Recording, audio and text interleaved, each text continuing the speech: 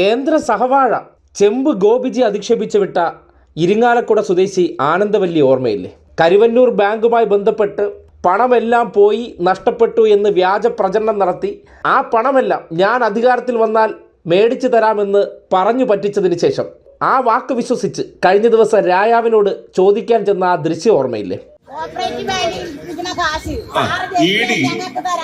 പിടിച്ചെടുത്ത് കാശ് വെച്ചിട്ടുണ്ട്, അത് സ്വീകരിക്കാൻ പറ നിങ്ങളുടെ മുഖ്യമന്ത്രിയെടുത്ത്. നിങ്ങളുടെ മുഖ്യമന്ത്രിയെടുത്ത് ചേച്ചി അധികം വർത്താനം പറയല്ലേ, നിങ്ങളുടെ മുഖ്യമന്ത്രിയെടുത്ത് പറയുക, ഇഡി ആ കാശ് ബാങ്കിൽ അടച്ച് നിങ്ങൾക്ക് തരാനുണ്ടെങ്കിൽ അത് സ്വീകരിക്കാൻ പറയാതെ. അതെ അതെ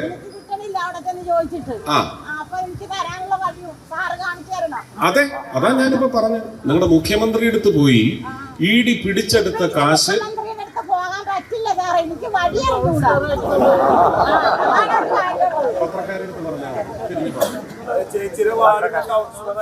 പരസ്യമായി നിർത്തി അധിക്ഷേപിക്കുകയായിരുന്നു. ഇനി എൻ്റെ നെഞ്ചത്തോട് വന്ന് കയറിക്കോ, ചേച്ചി കൂടുതൽ സംസാരിക്കേണ്ട തുടങ്ങി രായ കൽപ്പനകളിലൂടെ അവരെ പരസ്യമായി അധിക്ഷേപിച്ചു. അവർ ഒരു പാവപ്പെട്ട സ്ത്രീയായിരുന്നു. BJP-ക്കാർ നാട് നീളെ ചെന്ന് പാവങ്ങളെ പറഞ്ഞു പറ്റിക്കുന്നതിൻ്റെ ഭാഗമായിട്ടാണ് കരുവന്നൂരിൽ നിന്ന് പണം കിട്ടില്ല എന്ന് അവർ തെറ്റിദ്ധരിച്ചിരുന്നത്.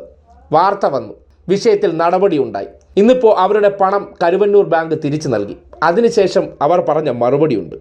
ബാങ്കിന്റെ ആളുകളെ കണ്ടു, എനിക്ക് കാശ് കിട്ടി, വളരെ സന്തോഷമായി. ഭണ്ഡാരന്തറയിൽ പോയി സുരേഷ് ഗോപിനെ കണ്ട നേരത്ത് എനിക്ക് ബാങ്കിന്റെ ആളുകളെ കണ്ടിരുന്നെങ്കിൽ ഈ കാശ് പണ്ടേ കിട്ടിയേനായിരുന്നു.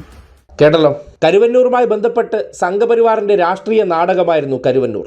അതുമായി ബന്ധപ്പെട്ട നിരവധി നിക്ഷേപകരെ പറഞ്ഞു പറ്റിച്ചും പാവങ്ങൾക്ക് വാരിക്കോരി നൽകാമെന്നുള്ള വലിയ പ്രഖ്യാപനങ്ങളും മോഹന വാഗ്ദാനങ്ങളും നൽകിയതിനു ശേഷമാണ് ഗോപിരായാവ് വന്നു കഴിഞ്ഞാൽ ഞങ്ങൾക്ക് ഇനി സമ്പൽ സമൃദ്ധി എന്ന് കരുതിയത്. അങ്ങനെയാണ് വരുന്നതറിഞ്ഞ് ഈ അടുത്ത ദിവസം ഒരു പാവപ്പെട്ട കൊച്ചുവേലായുധൻ വീടിൻ്റെ നിവേദനവുമായി ചെന്നപ്പോൾ ഇതൊന്നും ഇവിടെ എടുക്കാൻ പറ്റില്ല, നിവേദനം വാങ്ങിക്കലല്ല എൻ്റെ ജോലി എന്ന് പറഞ്ഞ് അധിക്ഷേപിച്ച് വിട്ടതുപോലെ ഒരു പിന്നോക്ക വിഭാഗത്തിൽപ്പെട്ട പാവപ്പെട്ട സ്ത്രീ വന്ന് കരുവന്നൂരിലെ കാശിന് എന്ത് വേണമെന്ന് ചോദിച്ചപ്പോൾ അത് പോയി മുഖ്യമന്ത്രിയോട് പറ, ഇഡിയുടെ പണം സ്വീകരിക്കാൻ. ആ വാക്കൊക്കെ നിങ്ങൾ കേൾക്കണം, സവർണ ചുവയുള്ള വാക്കുകൾ.